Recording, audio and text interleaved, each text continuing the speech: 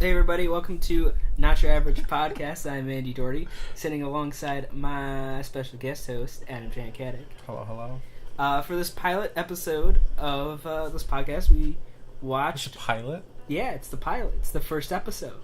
Therefore, the pilot. Of you, me, and Billy? Of the podcast itself. Oh, hello. Glad to premiere in the premiere of podcast. You gotta check your texts, bro. So the first movie we watched was a 2016 film called Monster Trucks, made by beautiful Nickelodeon. 125 million. Okay, you saw that. Was the budget? I was gonna get to that. I was gonna start out with the beginning of the movie. I cough vomited. I read that fact. Don't worry. I told him not to go down to the production section of Wikipedia, and he did. So, but this movie was pretty garbage. I mean, kid friendly.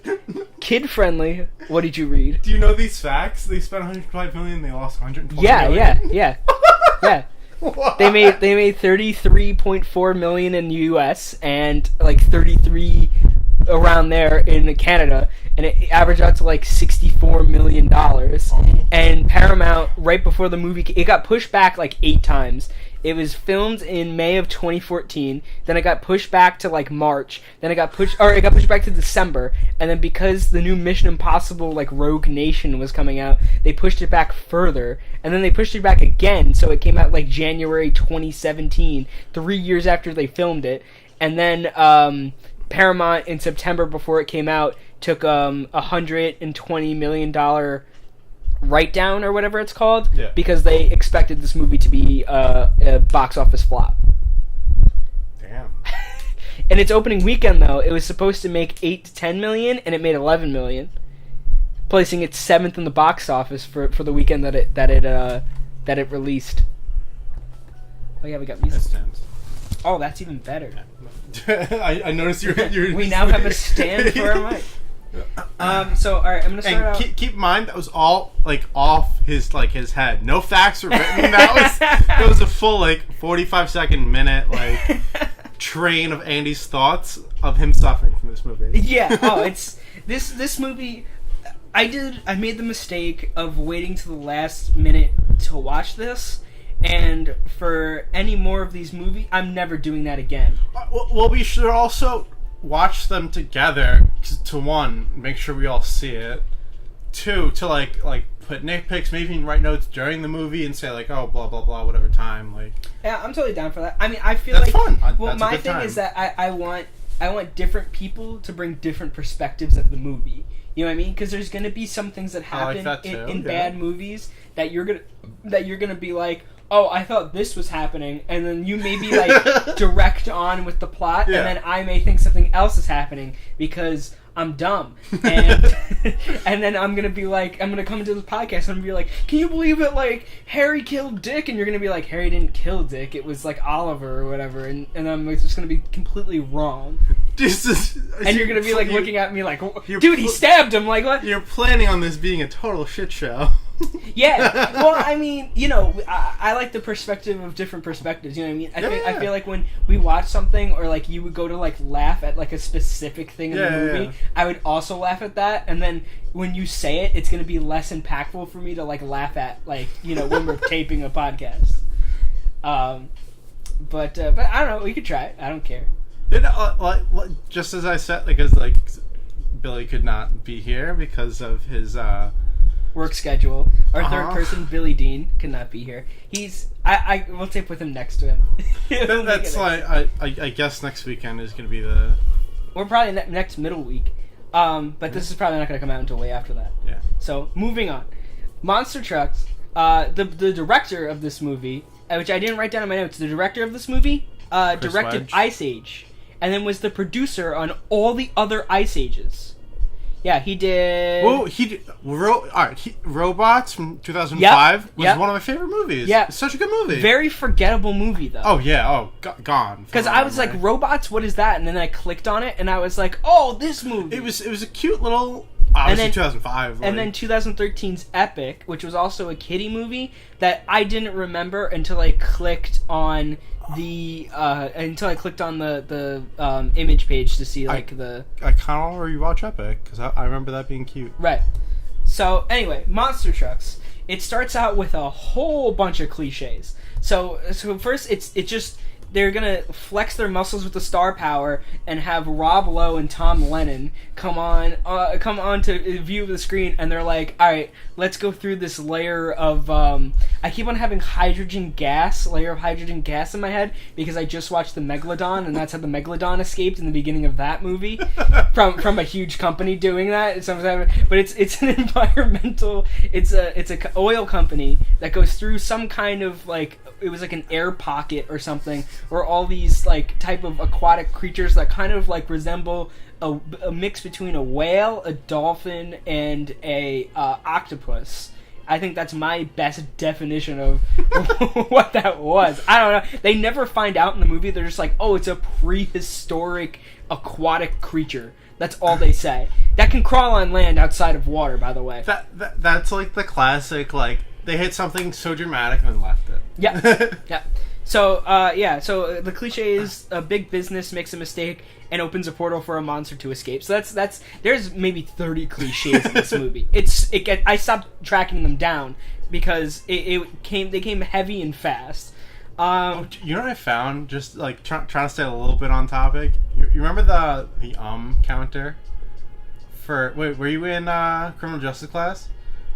Miss Schultz would say so often. The back of my notebook had like, I want to say 15,000 tally marks. Oh my god. I took up like 10 pages of this one teacher's. Every time she said I just flip my notebook over and tally. See, I'm trying to not do that. I'm listening back to my recordings and all I hear is me saying so I'm like trying to do it. But I'm trying to think and like be in thought. That's why I wrote down notes this time. I could have sworn you thought you had Miss Schultz and you know what I was talking about.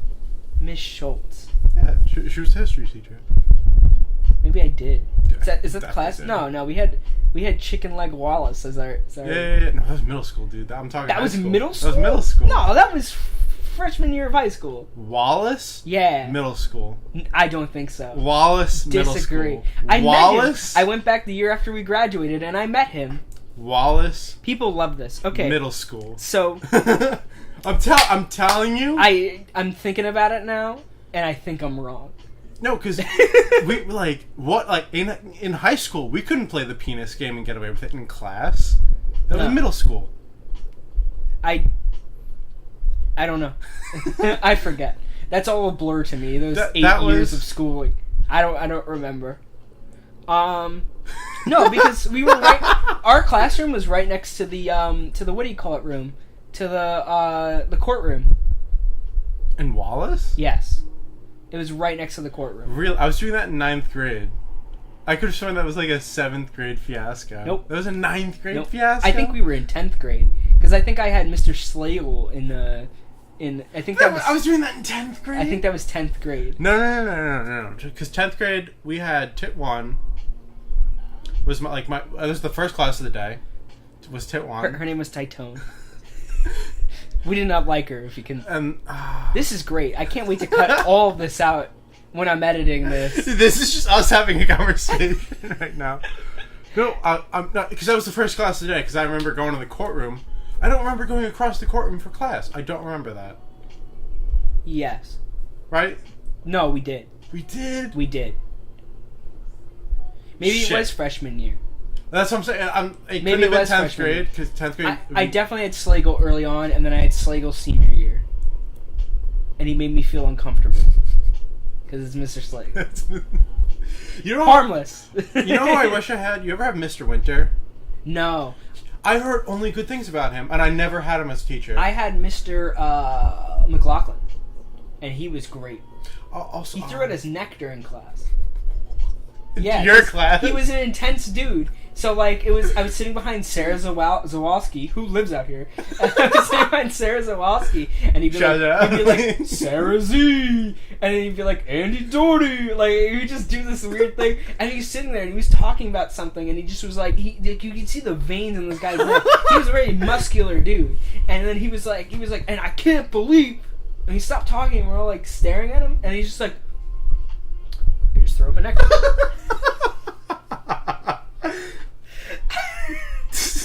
He was like, He like had his hand on like his neck the rest of the time too. He didn't all right. It was as intense. He didn't move around as much. He didn't do the what do you call it? Walk the loop that he would do. But he was like sitting there and he was like, so anyway, Wade v. Boggs, like continued on with the class. Okay. Yeah, enough of that. So then it cuts to a scene where the main character, who's this guy named Trip, and he's sitting on a bus, and everybody else on the bus looks so much younger. He's plotted out to be 18. I looked up his age, him and the other protagonist, Jane Levy, who plays Meredith, the nerdy girl's like age. They're both 28. So they did this movie in 2014. So that's 4 years. So they were still 24. But they cast the background characters were all high school kids. Like legit, they're like 16, like 17. Legit high school kid. No, but like younger. Like if you see the scene of him, and then like the one like asshole kid who's Chucky steals later in the movie. Spoiler alert. No, that kid looked like he was 16. Yeah, he looked like he was 16. And then the kid, the red-haired kid whose shop they end up using later in the movie, he also looked 16 or close to 16. But the rest of the kids, like the background characters, and looking at them, they look like they're 10. They do not. I don't know if it's just because this dude's 28 and like so he has a tutor, and Jane Levy Meredith is his tutor, and that's why. And she like is like crushing on him majorly, and he's so just inept of human emotion in the beginning of this movie with everybody. Like, you think like that could be him in real life, and it took over to the role in the movie? Maybe. No, but like until he gets up to the point where he's trying to save the amphibians or whatever the hell they are, until he's trying to save the monsters, emotion.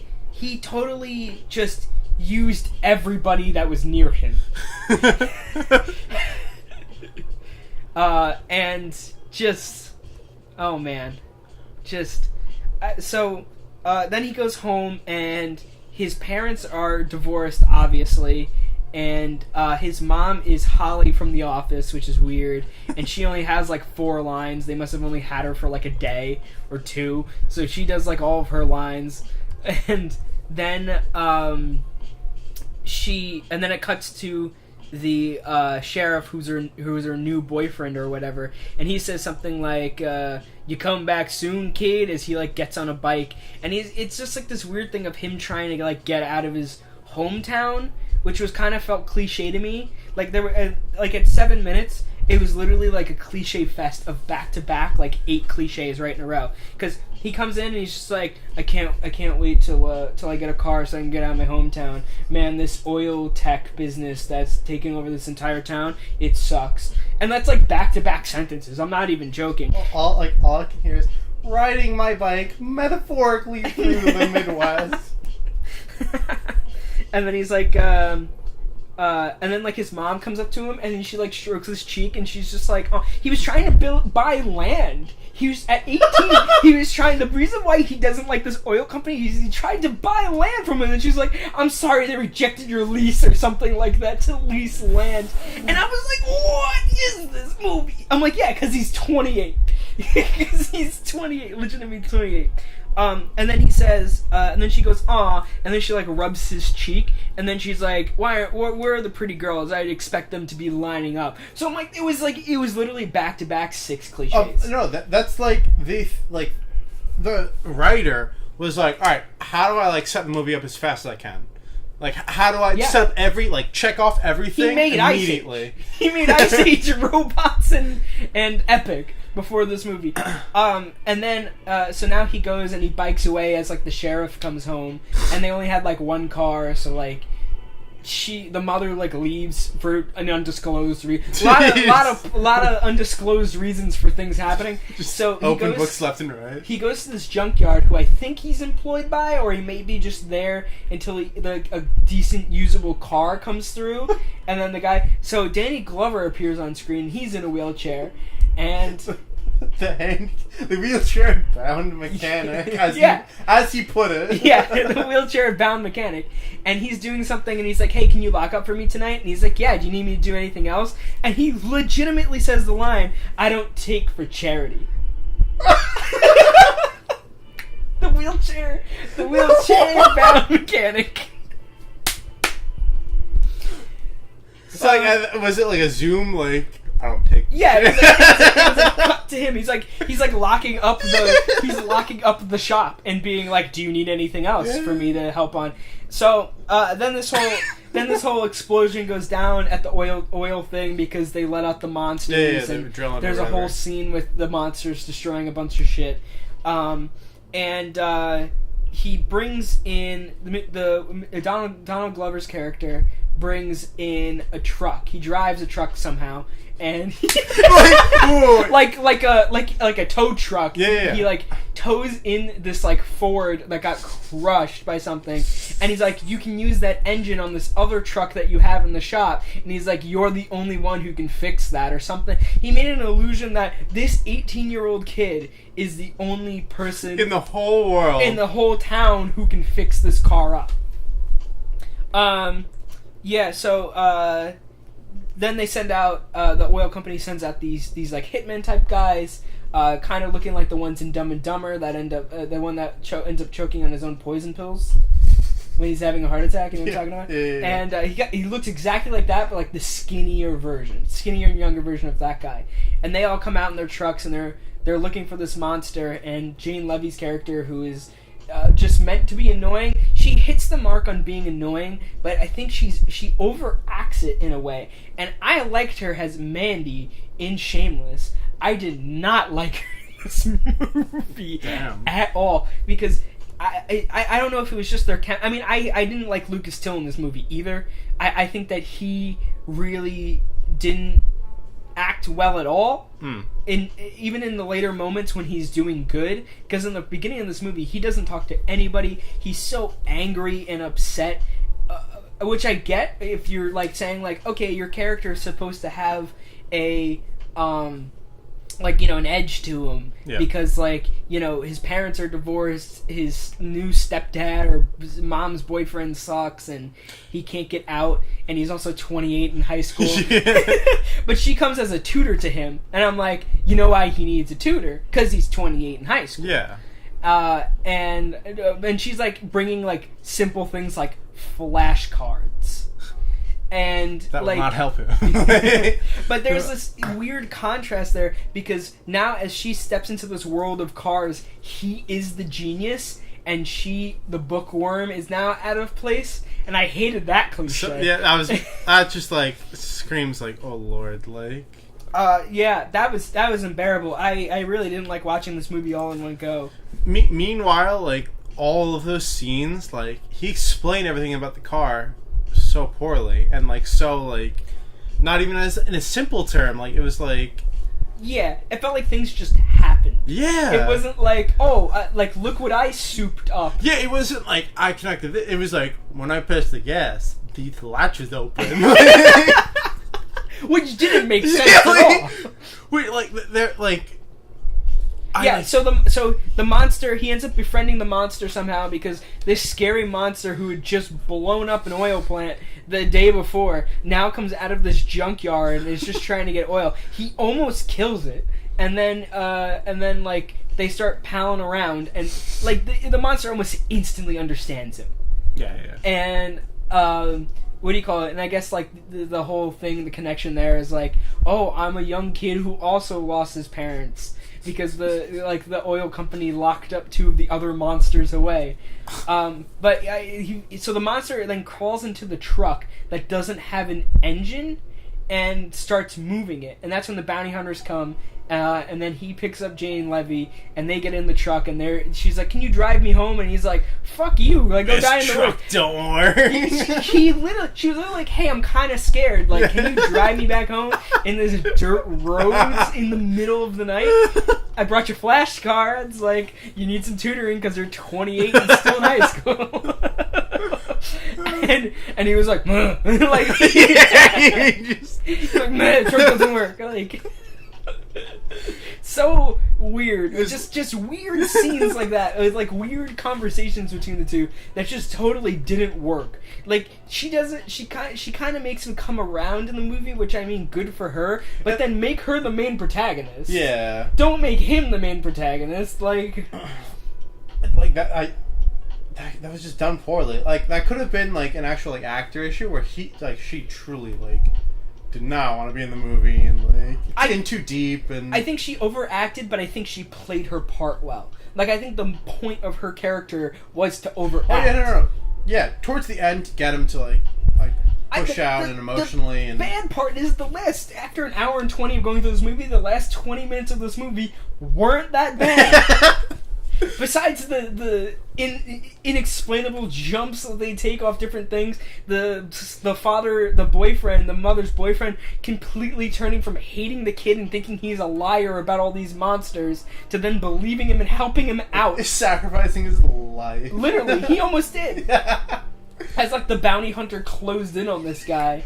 So now then this chase scene happens. By the way, they're on the lam for like a day at this point. They were on the lam in this movie for like 4 or 5 days, and I don't see them eat. I see Lucas Till eating a bag of chips after they rescue the monsters. That's the only thing I ever see them eat in this movie. He doesn't go home. Neither one of them. She has a curfew in the beginning when he needed her to drive her home and stuff like that. She had a curfew. Nah, fuck that curfew. And after that one moment, gone for days on end. But then it leads up to this chase scene where I guess the bounty hunters figure out that he's in the base of or I think they figured that out at the junkyard, but they spot the truck again, and now the mother's boyfriend is getting involved, and they're all chasing him, in which he decides that to pull a lever, which initiates the monster to climb up on like a story up on these buildings in town down an alleyway.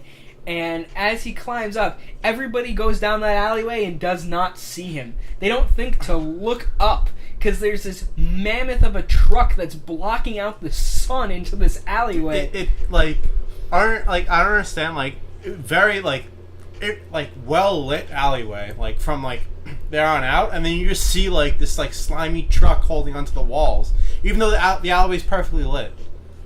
And he doesn't even think the sheriff doesn't even think to look up.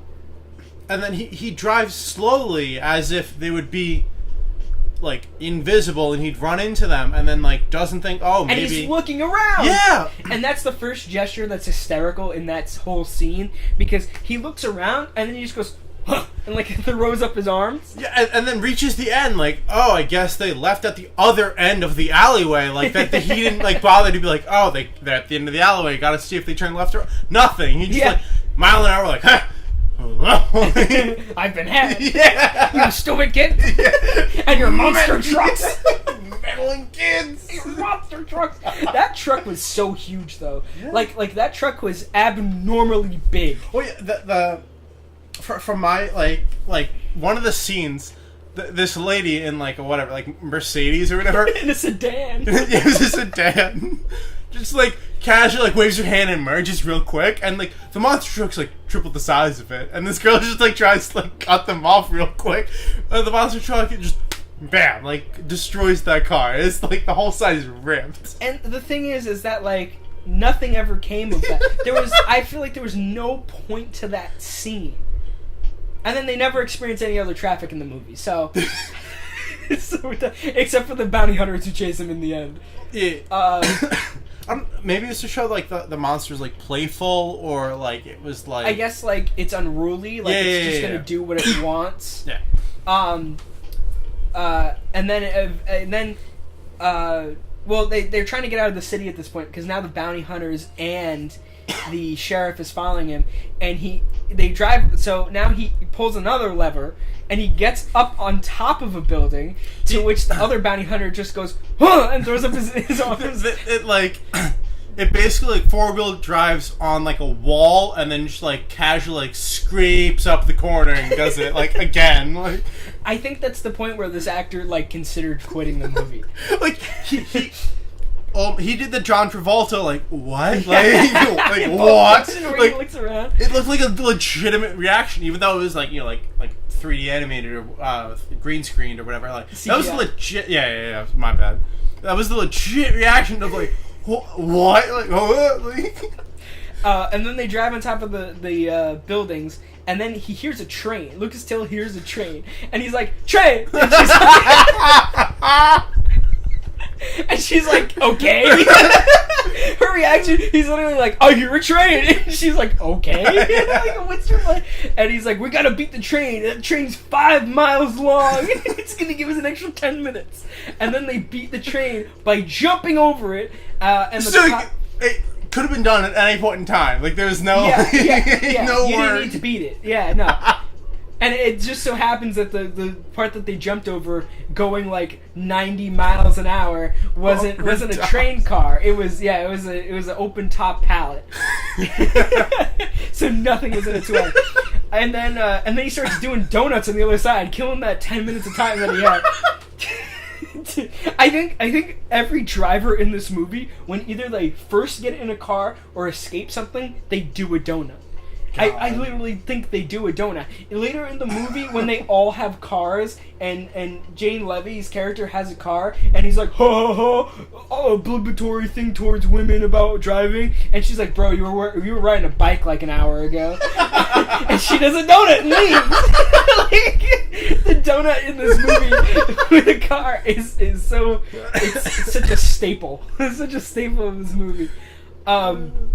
And then, so another point that I was like, what the fuck? So after all this happens and he drives away, the sheriff and the bounty hunter start arguing. And he's saying, you're in my jurisdiction. Like, why are you doing this? I'm the sheriff. The police is in on, like, where the police is figuring out what this is. And he goes, I'm from the oil company. We own everything in this town. Good luck in the next election, sheriff. And I'm like, I didn't know you had elections for sheriffs. I don't think you do. Right. I don't think that's a fact. Right. I don't think you have elections for sheriffs. I think good luck dealing with, like, federal lawsuit, like, oil employee. Yeah, like, I feel like they made this oil company out to be bigger than it was. Like, some like, small town, like, and I only saw, 10 employees in, like, the little, like... They had a lot of employees. They had like, an entire factory and, like... Oh, yeah, I don't doubt it, but I only saw, like, in that, like, beginning, like, oh, like, what's this in this pocket? Like, there was, like... handful of people. There was a lot of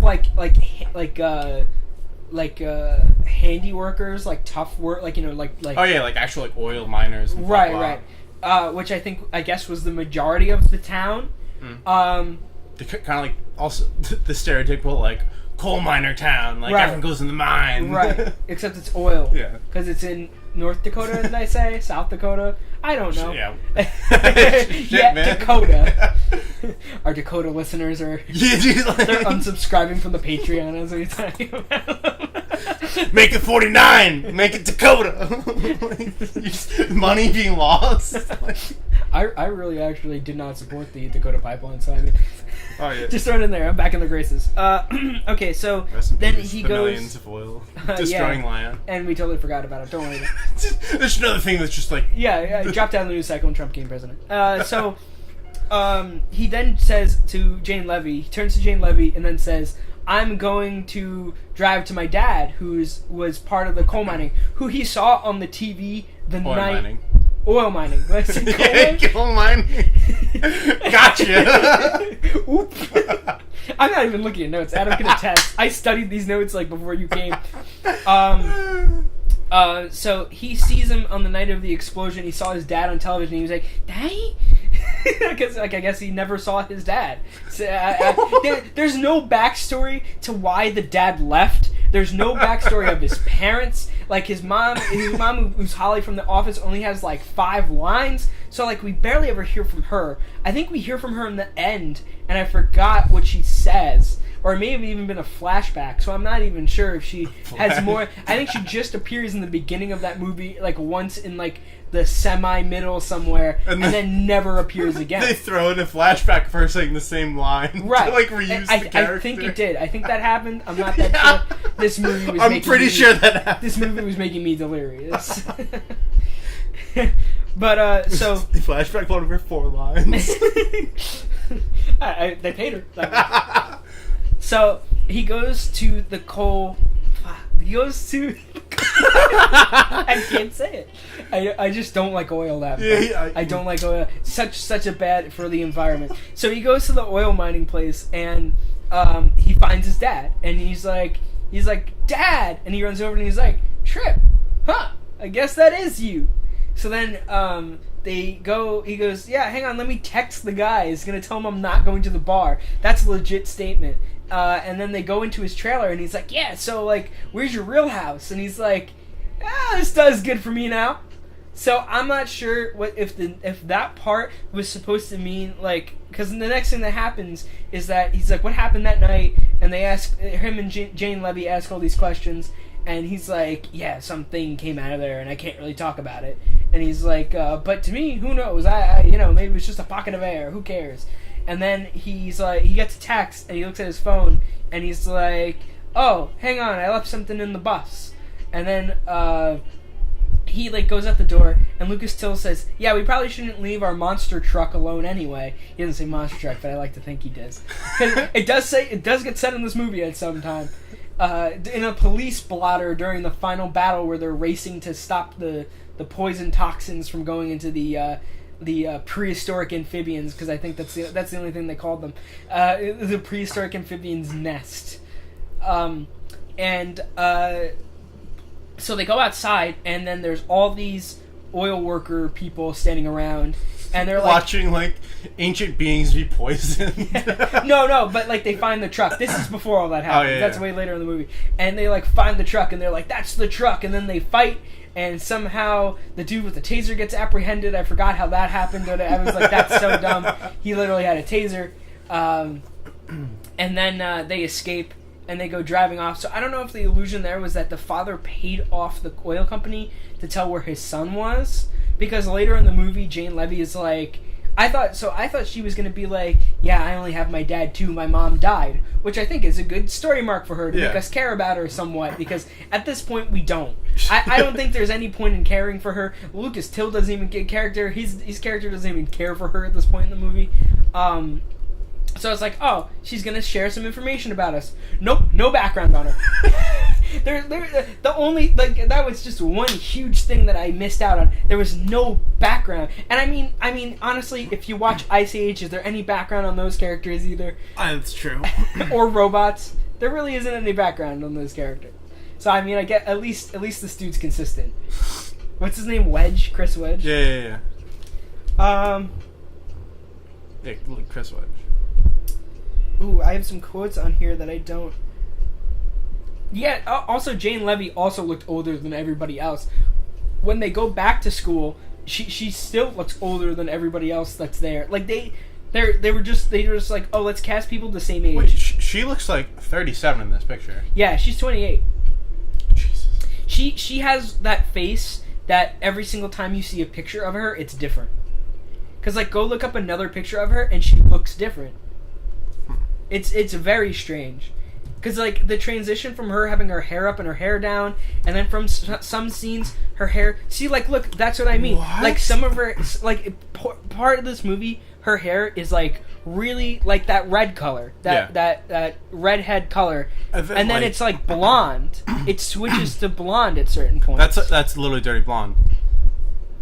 So I don't know if she was just dyeing her hair, but she just looks so different throughout this movie. Was weird to me. That photo's legit. Like, that's like beach blonde.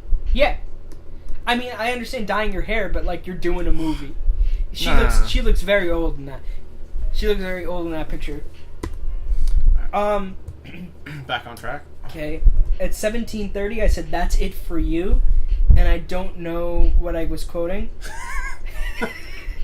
That seems like the bounty hunter. Like, that's it for you.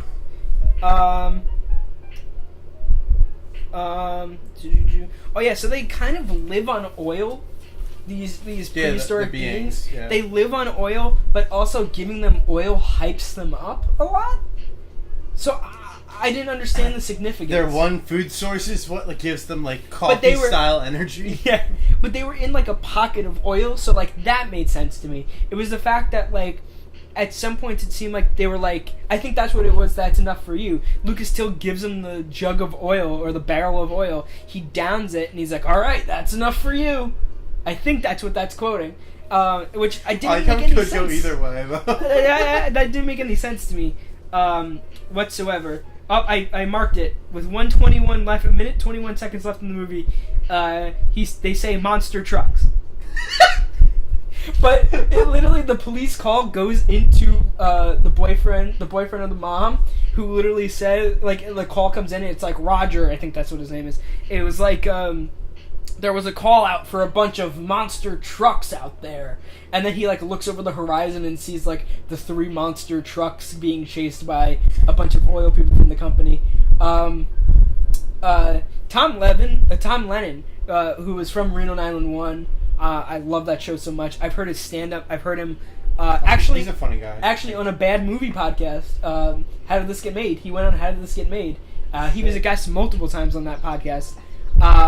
And he acted great in this movie. Rob Lowe, on the other hand. I feel like Rob Lowe's only appeared in, like, subpar movies since Parks and Recreation. Well, his career was dead until West Wing. Because he was a child actor, and then he did a porno, and everybody... No, like, all my favorite movies had young Rob Lowe. Yeah. Like, Tommy Boy had young Rob Lowe. Like, great, like, sub-villain. I guess that's what they were trying to recreate in this movie. They were like, hey, oil tycoon, who would be worse than Rob Lowe? Yeah. Who would be better than Rob Lowe? But it was just weird because Rob Lowe does that, Rob Lowe voice when he talks. Yeah. That kind of, like, almost like, I wouldn't say, it's like a shallow voice that he has when he's on. He enunciates in only his way. Right. And he mixed that, for some reason, with a southern accent. And I couldn't get past that. Like, it was so weird because he would be talking like this, and he's like, wait a minute, Tom Lennon, this is a bad Rob Lowe impression. Wait a minute, Tom Lennon, your character is treating these animals. Why are we treating these animals? It was so weird. Just the weird transitions, and he did it multiple times. The director's like, you're southern. Rob Lowe's like, I don't care. I'm getting paid. $123 million. Oh my god! There was a lot of CGI in this movie, but it's 2016, so it doesn't make up for it. If I was an actor, I don't care that something destroys my movie career. Like, I would have fun on this set because a lot of it's CGI. Yeah. I mean, I don't know if they were having fun on the set because even Rob Lowe himself only appears in 3 scenes. I think, like, only the people that seemed like they were there every day was Jane Levy, Lucas Till, Tom Lennon, who appears a lot in the movie, and that's it. I really think the two, Lucas Till and Jane Levy, like, they're in, like, literally every scene since, like, they meet. Yeah. Which is like... Yeah. And between the scenes where Jane Levy's not in, it's like half a scene. Yeah. It's like the first opening 2 or 3 scenes are all him, and then she meets him at school, and then it's like half a scene, and then she's in it for the rest of the movie. Yep. No questions asked. I was upset. They only hold hands at the end of the movie.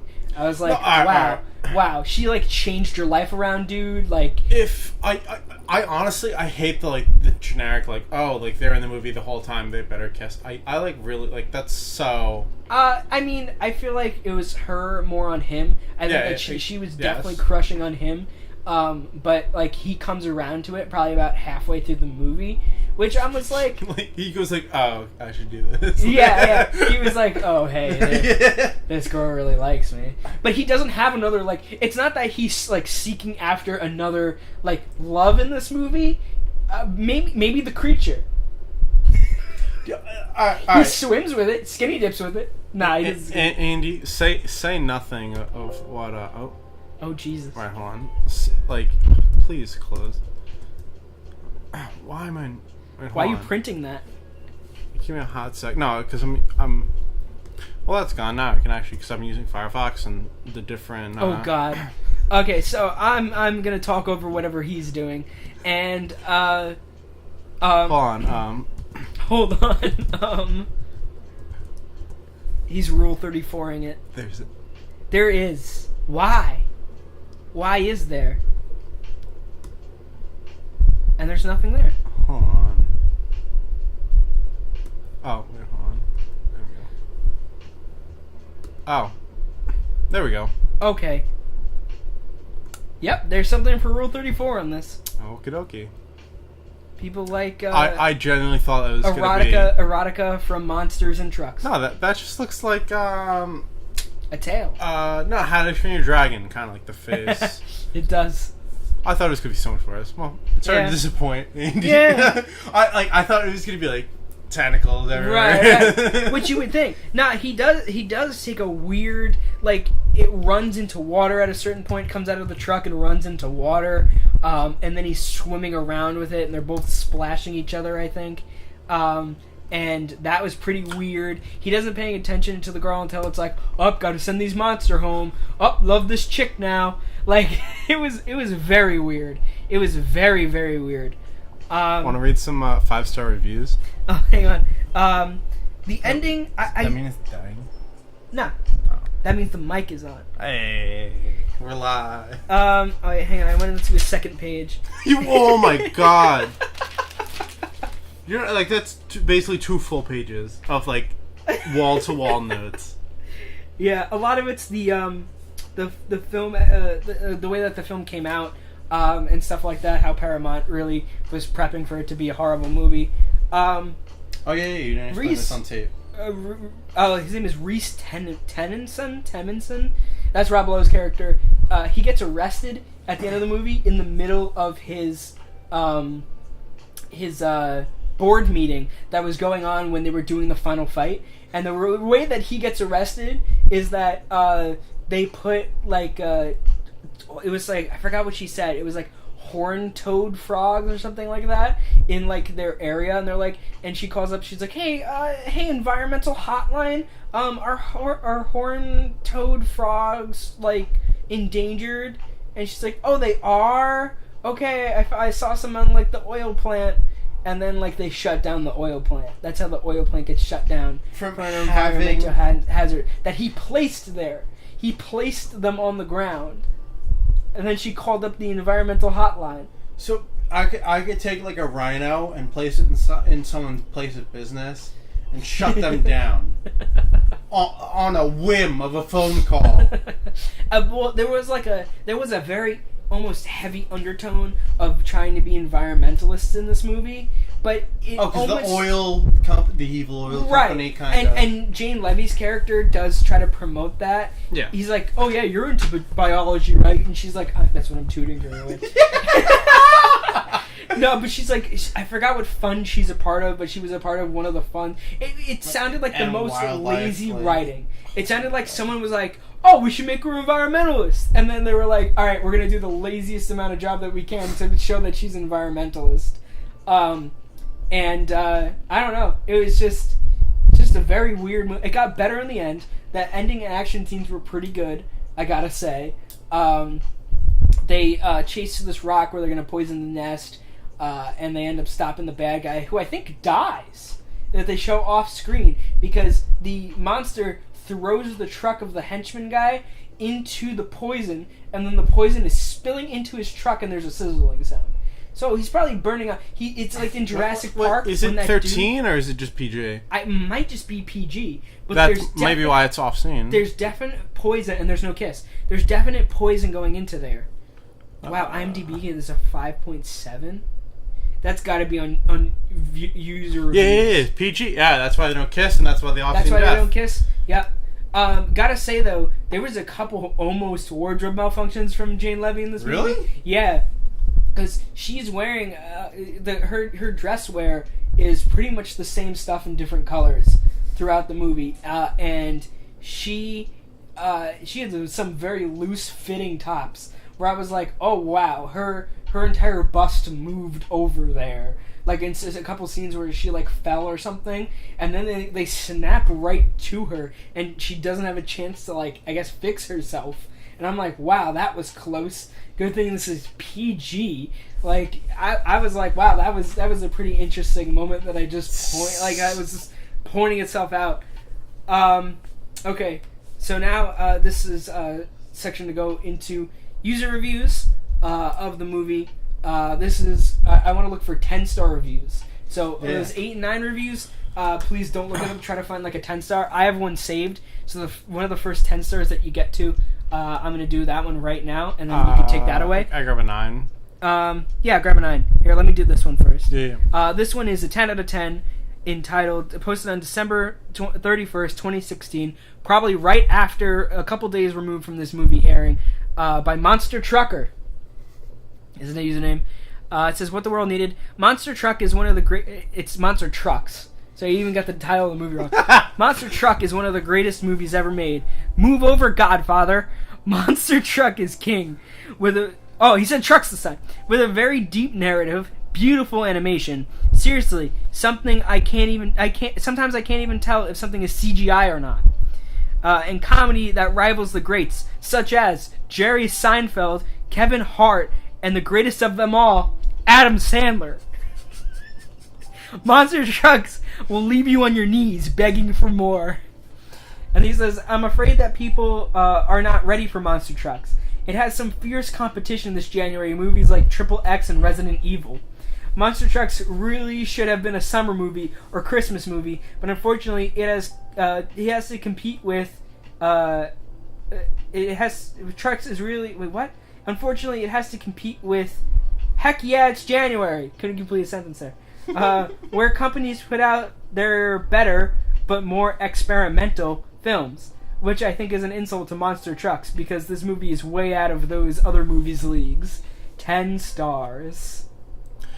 Like the first like 2 lines, it sounded like, you know how like people still have their like nephews or whatever write like 10-star reviews on stuff. It sounded like that. It sounds fake. The last part was like, what? I like that he didn't complete it. Yeah, exactly.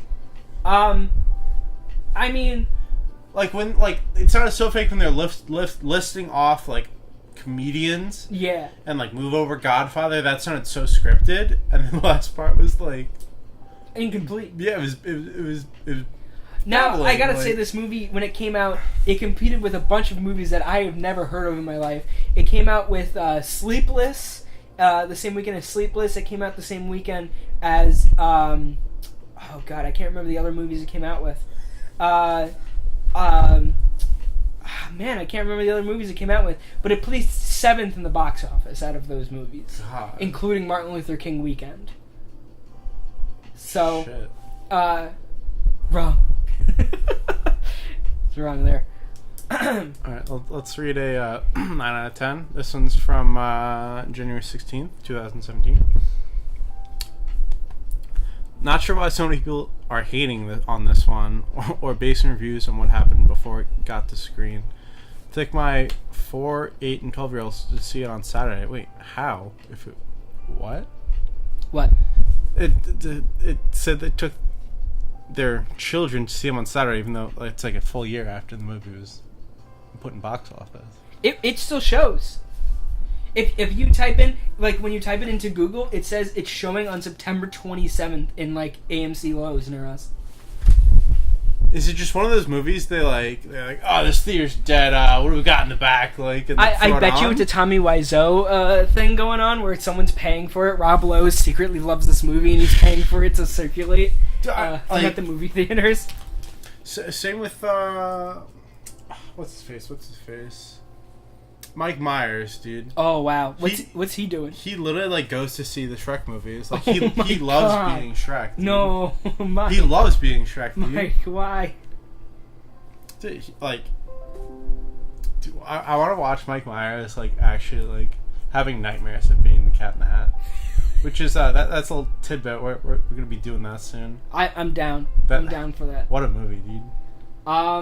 Dude, you got ads galore, my God. I do. Do you want to do some more movies? Look up some more movies? No. Do more reviews of Monster Trucks. Oh yeah. Let's see if 10 out of 10. All right, yeah. I mucked that one up because I was in awe that it was still playing in theaters. That one's kind of boring. Oh, you read this one? Yeah, I read a bunch of them. do the one of the Transformers one. Monster Trucker. I found him. Do the one under that one. Ooh, where's? How do I? I don't know. Oh, right there, to the right side. Huh? Yeah. Yeah. The title on that one is when was that? E.T. meets Transformers meets Disney Channel. Oh my lord! All right. Warning! Spoilers. A post-Christmas treat with my 8-year-old daughter. We'd seen a trailer of this when watching Moana, and my little one was eager to see this in the cinema on a Daughter-Daddy Day.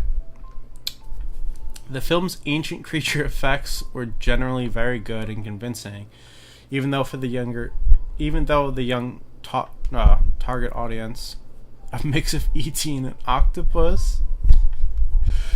The acting from a few old hands and some youngsters was well targeted, nothing too deep or too hard to follow.